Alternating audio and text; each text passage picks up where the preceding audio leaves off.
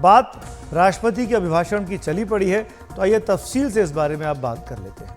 मोदी सरकार 3.0 कैसे काम करेगी, उसके विकास और आर्थिक तरक्की का एजेंडा क्या रहने वाला है, किन मोर्चों पर सरकार सबसे ज्यादा जोर देगी और कुछ दिनों के बाद ही वित्त मंत्री निर्मला सीतारमण भी जब नई सरकार का पहला बजट पेश करेंगी तो उस बजट में क्या क्या खास बातें होंगी, किन सेक्टर पर सरकार का जोर होगा, इन सारे सवालों पर एक मुकम्मल नजरिया राष्ट्रपति द्रौपदी मुर्मू के अभिभाषण में आज देखने को मिला।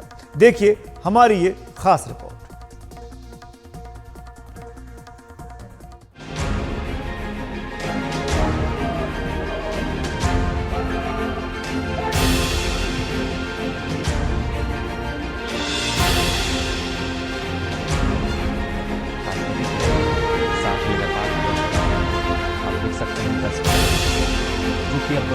भाषण होगा।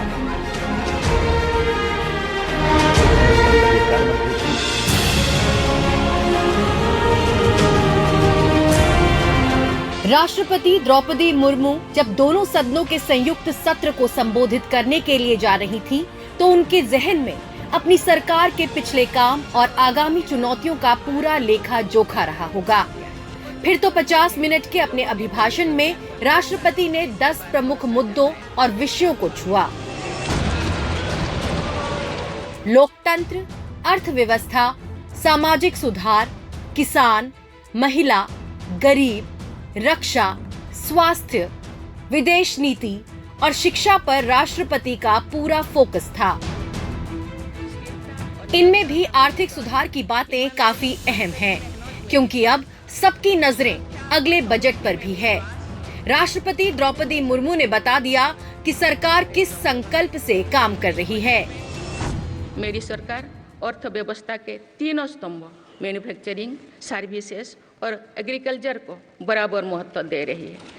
PLI स्कीम्स और ईज ऑफ डूइंग बिजनेस से बड़े पैमाने पर निवेश और रोजगार के अवसर बढ़ रही है। पारंपरिक सेक्टर्स के साथ साथ सनराइज सेक्टर्स को भी मिशन मोड पर बढ़ावा दिया जा रहा है। चाहे सेमीकंडक्टर हो या सोलर हो, चाहे इलेक्ट्रिक व्हीकल हो या इलेक्ट्रॉनिक्स गुड्स हो, चाहे ग्रीन हाइड्रोजन हो या बैटरीज हो, चाहे एयरक्राफ्ट कैरियर्स हो या फाइटर जेट्स हो, भारत इन सब सेक्टर्स में अपना विस्तार कर रहा है। उन्होंने बहुत विस्तार से बताया कि पिछले 10 साल में कृषि क्षेत्र के विकास के लिए, कृषि अर्थव्यवस्था को और मजबूत करने के लिए प्रधानमंत्री मोदी की सरकार ने जो कदम उठाए हैं और आने वाले समय में सरकार और क्या करना चाहती है। तो एक बहुत लॉन्ग टर्म विजन भी दिखता है राष्ट्रपति के अभिभाषण में, और एक शॉर्ट टर्म जो स्ट्रैटेजी है, 100 दिन का जो एजेंडा है प्रधानमंत्री नरेंद्र मोदी का, उसका एक बड़ा रिफ्लेक्शन भी राष्ट्रपति के अभिभाषण में आज दिखा है। मोदी सरकार की अर्थव्यवस्था 3 अहम स्तंभों पर टिकी हुई है: विनिर्माण यानी मैन्युफैक्चरिंग, सेवाएं और कृषि। मजबूत कर रहा है। राष्ट्रपति ने अपने अभिभाषण में इनको रेखांकित किया कि अगर अर्थव्यवस्था को इसी रफ्तार से आगे बढ़ना है तो ग्रोथ को लगातार बनाकर रखना होगा। आगामी सत्र में मेरी सरकार अपने इस कार्यकाल का पहला बजट पेश करने जा रही है। ये बजट सरकार की दूरगामी नीतियों और फ्यूचरिस्टिक विजन का एक प्रभावी दस्तावेज होगा। इस बजट में बड़े आर्थिक और सामाजिक निर्णयों के साथ ही अनेक ऐतिहासिक कदम भी देखने को मिलेंगे।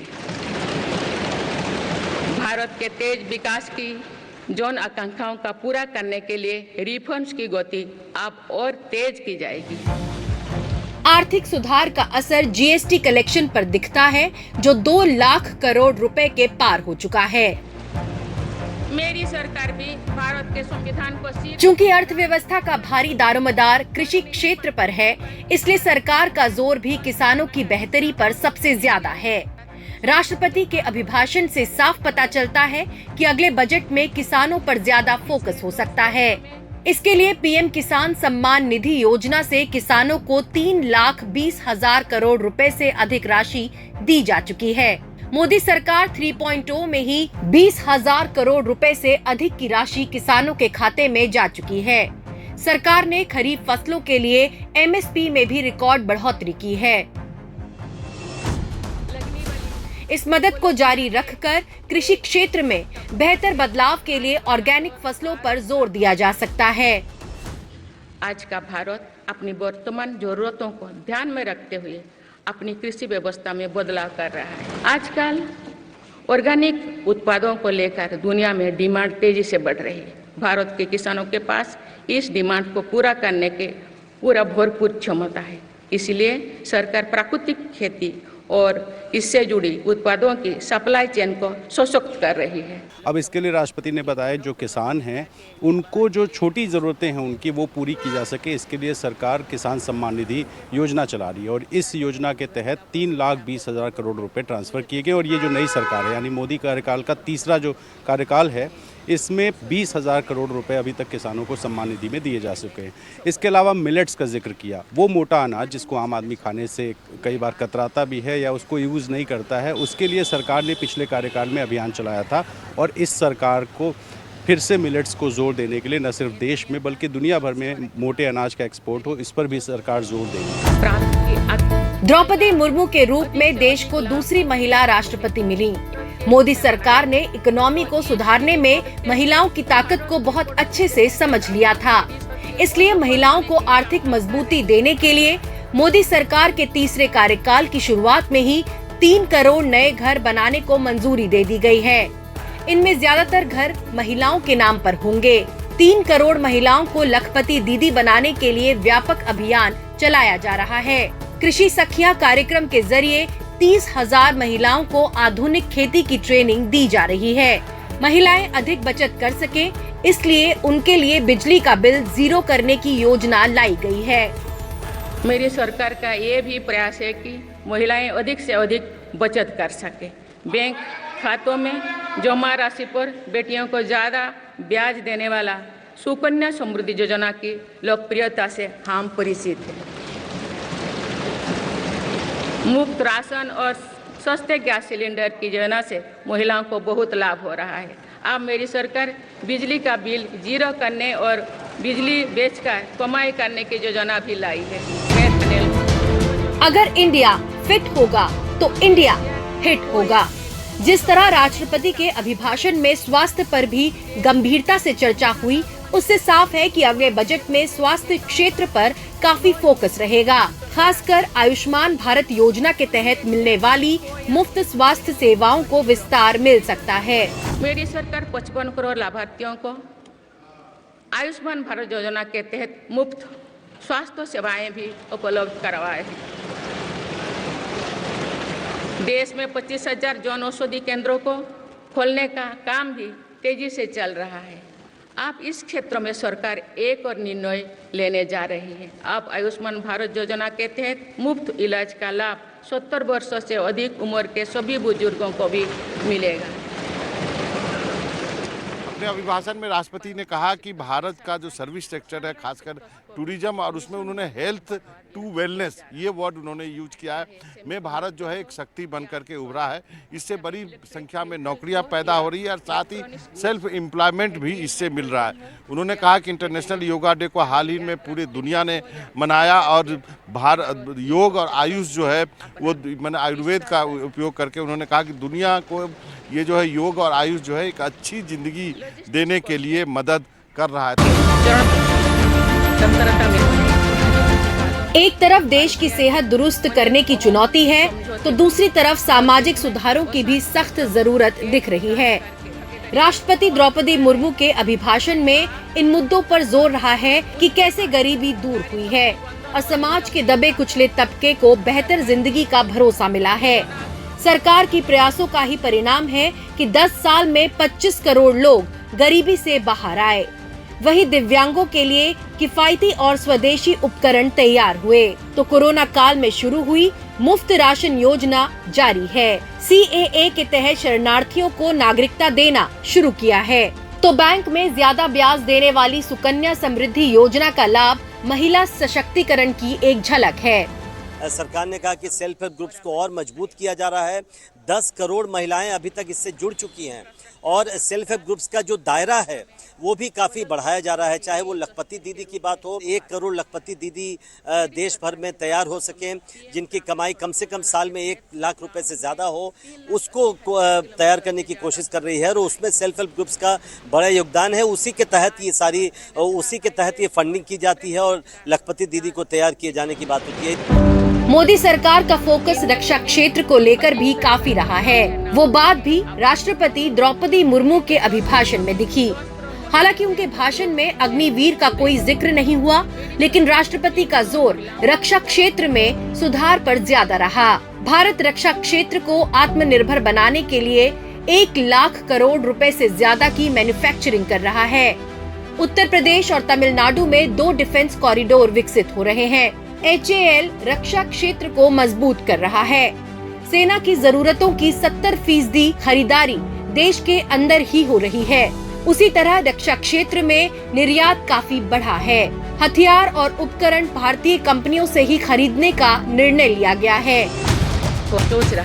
मोदी सरकार के पहले कार्यकाल में ही 1 रैंक 1 पेंशन की योजना लागू हुई थी, लेकिन आज भी राष्ट्रपति ने इसका जिक्र किया। मेरी सरकार ने सैनिकों के हितों को भी हमेशा प्राथमिकता दी है। तभी 4 दशक के बाद 1 रैंक 1 पेंशन को लागू किया गया है। इसके तहत अब तो 1,20,000 करोड़ रुपया दिए जा चुके हैं। सेना के लिए जिस तरह का फोकस जो मौजूदा सरकार दिखा रहे उसको फोकस किया गया और खास तौर से केवल हथियार ही देश में हथियार नहीं किए जा रहे, इस्तेमाल किए जा रहे, बल्कि बाहर के दूसरे देशों में भी हमारे हथियार जो है रूस की बात की गई है, उसको अब निर्यात किया जा रहा है, फिलीपींस को बेचा जा रहा है। तो अब जो फोकस है बाहर से हथियार खरीदने पर नहीं है, बल्कि जो दूसरे देश है उनको हथियार को बेचने पर है। अब फोकस यह भी है कि जिस तरह से रूस जो है केवल अपने देश में बने हुए हथियारों का इस्तेमाल करता है, अब आने वाले दिनों में भारत भी ऐसा हो सकता है कि सारे हथियार का इस्तेमाल वो देश में बने हुए हों। 2019 में दोबारा सत्ता में आने के बाद प्रधानमंत्री नरेंद्र मोदी ने एस जयशंकर को विदेश मंत्री बनाया था। उससे ही साफ हो गया था कि विदेश नीति पर मोदी सरकार का रुख कैसा रहेगा। अपने अभिभाषण में राष्ट्रपति ने साफ कर दिया कि भारत की विदेश नीति नए ग्लोबल ऑर्डर की तरफ बढ़ रही है। 21वीं सदी के इस तीसरे दशक में आज ग्लोबल ऑर्डर एक नया शक्ल ले रहा है। मेरी सरकार के प्रयासों से आज भारत विश्व बंधु के रूप में दुनिया को नया भरोसा दे रही है। मानव केंद्रित अप्रोच रखने की वजह से भारत आज किसी भी संकट के समय फास्ट रेस्पॉन्डर और ग्लोबल साउथ की बुलंद आवाज बना है। जो 15% का जो योगदान है भारतीय अर्थव्यवस्था का दुनिया की अर्थव्यवस्था में वो है। सबसे अहम बात यह है कि हमने देखा है हाल के दिनों में, हाल के सालों में कि किस तरीके से भारत ने अपनी जगह जो है वो एक अलग जगह जो है, अलग पहचान जो है दुनिया में बनाई है। पिछले ही साल G20 का जो कामयाब एक आयोजन है वो किया गया। इसके अलावा ब्रिक्स के परिवार को जो है बड़ा किया गया, उसमें भारत का अहम योगदान रहा। और इसके अलावा जिस तरीके से दुनिया में कई इलाकों में कन्फ्लिक्ट हो रहा है, इसका जिक्र करते हुए राष्ट्रपति ने ये कहा कि उन कन्फ्लिक्ट के बावजूद भारत जो है वो अपनी तरक्की को बरकरार रखे हुआ है। आकांक्षाएं संकल्प। राष्ट्रपति के अभिभाषण से मोदी सरकार के तीसरे कार्यकाल में क्या क्या होने वाला है उसकी एक झलक तो मिल गई। बाकी के लिए बजट का इंतजार कीजिए। Bureau report, NDTV India. तो राष्ट्रपति द्रौपदी मुर्मू के अभिभाषण पर जहां विपक्ष को लगता है कि नया कुछ भी नहीं बोला गया, वहीं सत्ता पक्ष मानता है कि इसमें बेहतर भविष्य का रोड मैप छिपा हुआ है। देखिए, संविधान भारत की सबसे बड़ी ताकत है और संविधान को जब जब किसी ने चोट पहुंचाया है वो कांग्रेस पार्टी ने पहुंचाया। श्रीमती इंदिरा गांधी ने केवल अपने हित के लिए उन्होंने देश में इमरजेंसी लगाया, देश को एक तरह से जेल बना दिया, पत्रकार की कलम बंद हो गई, राजनेताएं जेल में बंद होने लगे, उनको बंद कर दिया गया, बंदी बना दिया गया, देश ठहर सा गया, लोकतंत्र शर्मसार हुआ। यह सरकार का भाषण था और जब सरकार ये दावा करती है कि दुनिया की 5वीं अर्थव्यवस्था और 30 नंबर की अर्थव्यवस्था बन जाएगी, तो किसान क्यों दुखी है, किसान क्यों संकट में है? और फिर अगर 5वें नंबर की हमारी अर्थव्यवस्था है तो इतने बड़े पैमाने पर नौजवान बेरोजगार क्यों हैं, नौकरी क्यों नहीं उनके हाथ में? और फिर अग्निवीर जैसी व्यवस्था आधी अधूरी क्यों लागू करनी पड़ रही है? महंगाई क्यों है इतनी? और जिस तरह से इन्वेस्टमेंट को लेकर के बड़े बड़े सपने दिखाए थे, सरकार कहती है कि हम सर्विस सेक्टर को भी और इन्वेस्टमेंट को भी देख रहे हैं, तो इन्वेस्टमेंट है कहाँ? अगर इन्वेस्टमेंट होता तो हमारी और ग्रोथ दिखाई देती। कुछ लोगों की ग्रोथ से देश की ग्रोथ नहीं हो सकती है।